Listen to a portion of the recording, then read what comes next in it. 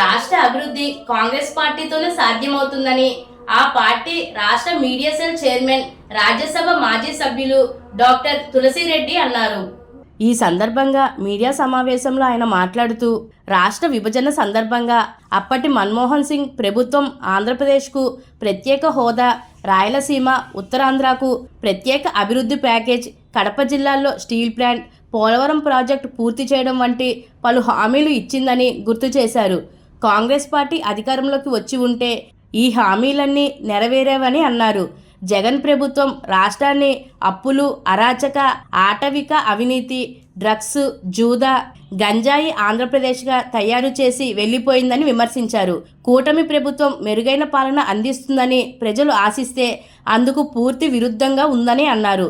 ఈ మీడియా సమావేశంలో రాష్ట్ర మహిళా కాంగ్రెస్ అధ్యక్షురాలు అమర్జహా బేగ్, కాంగ్రెస్ నాయకులు కొవ్వూరు శ్రీనివాసరావు, జ్యేష్ఠ సతీష్ బాబు, రఫీవుల్లా బేగ్, పట్నాల శ్రీనివాస్, మోతా శారద తదితరులు పాల్గొన్నారు. రాష్ట్రాన్ని అప్పుల కుప్ప చేసి పెట్టింది ప్రభుత్వం.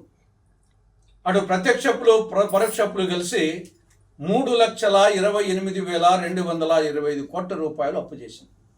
ఇది ఆల్ టైమ్ రికార్డ్. ఇంతవరకు ఉమ్మడి ఆంధ్రప్రదేశ్లో ఏ ముఖ్యమంత్రి హయాంలో ఇంత అప్పు చేయలేదు. తక్కువ కాలంలో దేశంలో ఏ రాష్ట్రము ఇంత తక్కువ కాలంలో ఇంత అప్పు చేయలే.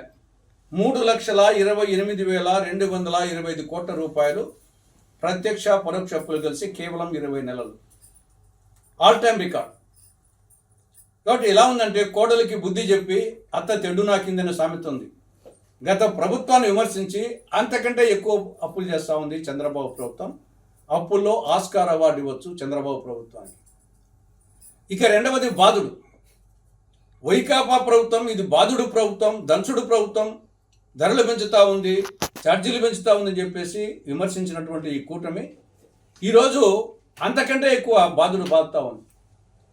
కేవలం విద్యుత్ సర్దుబాటు ఛార్జీల పేరుతో 15,485 కోట్ల రూపాయలు ఒక్కసారి మోపింది. కాబట్టి ఇది బాధుడు ప్రభుత్వంగా తయారైపోయింది. ఇక మద్యం పాలసీ, మండలానికి 4 మద్యం షాపులు, 40 బెల్ట్ షాపులు. రోజు పేపర్ చూస్తే ఏ అనర్థం జరిగినా, ఏ అకృత్యం జరిగినా, ఏ అత్యాచారం జరిగినా, ఏ హత్య జరిగినా దాని వెనకల బ్యాక్గ్రౌండ్ మద్యమా, డ్రగ్గా, గంజాయినా.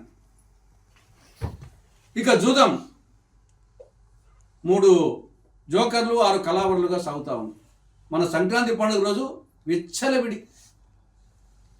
కానీ గతంలో ఎప్పుడు అంత అధ్వానంగా జరగలే, అప్పుడప్పుడు జరుగుతూ ఉంటుంది. ఇక హై స్కూళ్ళల్లో కూడా డ్రగ్స్, గంజాయి ప్రవేశించాయి. ఇక రైతుల పరిస్థితి చూస్తే అగమ్యకు వచ్చారు. ఏ పంటకు గిట్టుబాటు ధర లభించడం లేదు.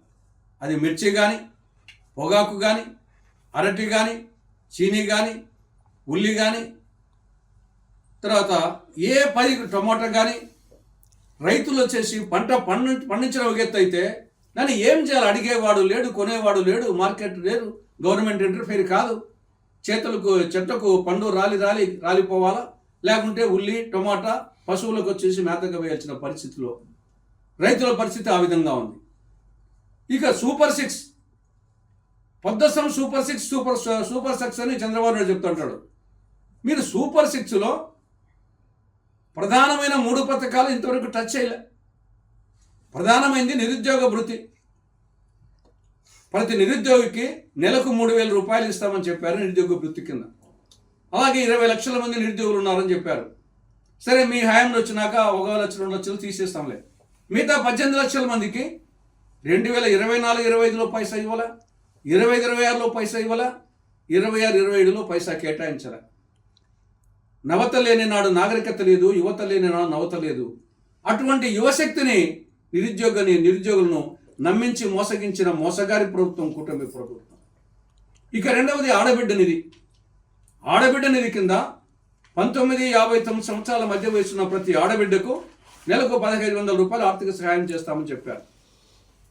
24-25 ఇవ్వలేదు, 25-26 ఇవ్వలేదు, 26 బడ్జెట్లో ఒక్క పైసా కేటాయించలేదు.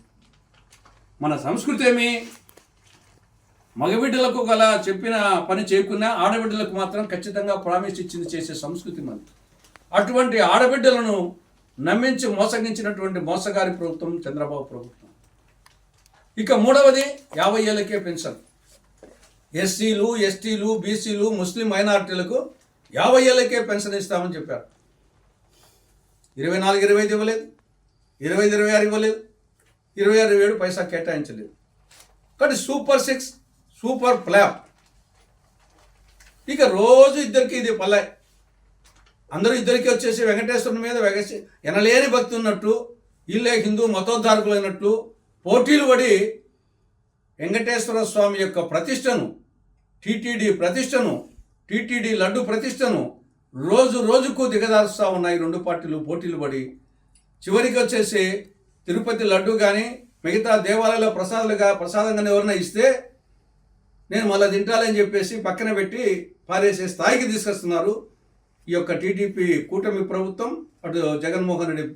ఇద్దరు పోటీలు పడి ఈ విధంగా చేస్తున్నారు. కాబట్టి ఇప్పటికైనా రాష్ట్ర ప్రజలు ఆలోచించాలి. ఎప్పటికైనా Congress the good old party, ఇది వచ్చేసి గోల్డెన్ పార్టీ.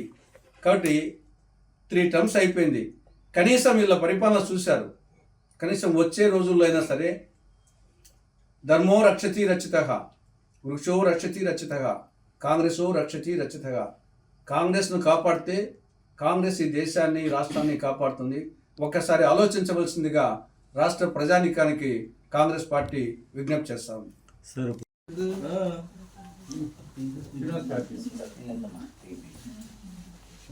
అలా వెళ్ళండి సార్, దగ్గరికి ఆయన దగ్గరికి శ్రీను గారు వెళ్ళండి, శ్రీను గారు వెళ్ళండి, శ్రీను గారు ఓకే రావట్లేదు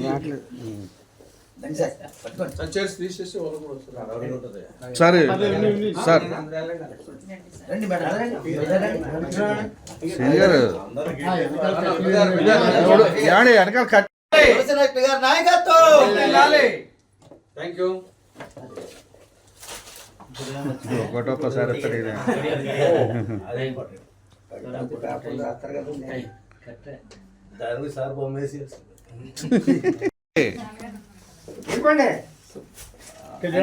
మురళి గారు ఈ ప్రసాద్ గారితో వెళ్ళండి వెళ్ళండి అది ఒకసారి